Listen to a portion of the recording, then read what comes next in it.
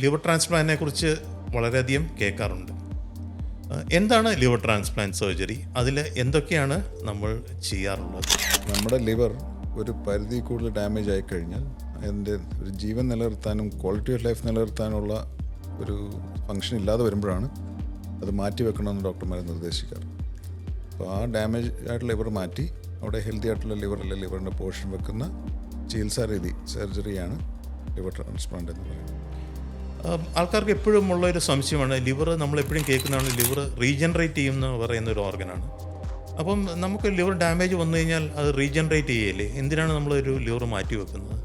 അല്ല, തീർച്ചയായും നമ്മുടെ ലിവർ ഒത്തിരിയും ഇൻസൾട്ട്സിനെ ഓവർകം ചെയ്യുന്നുണ്ട്. ഓൾമോസ്റ്റ് എവറി ഡേ നമ്മുടെ ലിവറിൻ്റെ പല പല കാര്യങ്ങളും നമ്മൾ ഭക്ഷണം കഴിക്കുന്നതിനകത്തുള്ള ടോക്സിൻസും അല്ലാതെ ലിവറിലോട്ട് വരുന്ന ബുദ്ധിമുട്ടുകളെല്ലാം ഓവർകം ചെയ്ത് പല ലിവർ സെൽസും ചെയ്ത് റീപ്ലേസ് ചെയ്യുന്നുണ്ട്. പക്ഷേ അതിനും ലിമിറ്റ് കഴിഞ്ഞിട്ട് ഒരു പെർമനൻറ്റ് ഡാമേജ് വരുന്നു, അല്ലെങ്കിൽ അതിൻ്റെ ഫങ്ഷൻ ഒരു പരിധി കൂടെ പെട്ടെന്ന് തകരാറായാലാണ് നമ്മുടെ ഒരു ലൈഫ് തന്നെ സസ്റ്റെയിൻ ചെയ്യാൻ പറ്റാത്തൊരു സിറ്റുവേഷൻ വരാം. അങ്ങനെ വരുമ്പോഴാണ് നമ്മൾ ലിവർ മാറ്റൽ ശസ്ത്രക്രിയയെ പറ്റി ആലോചിക്കുന്നു, അതിനെപ്പറ്റി നിർദ്ദേശിക്കുന്നത്.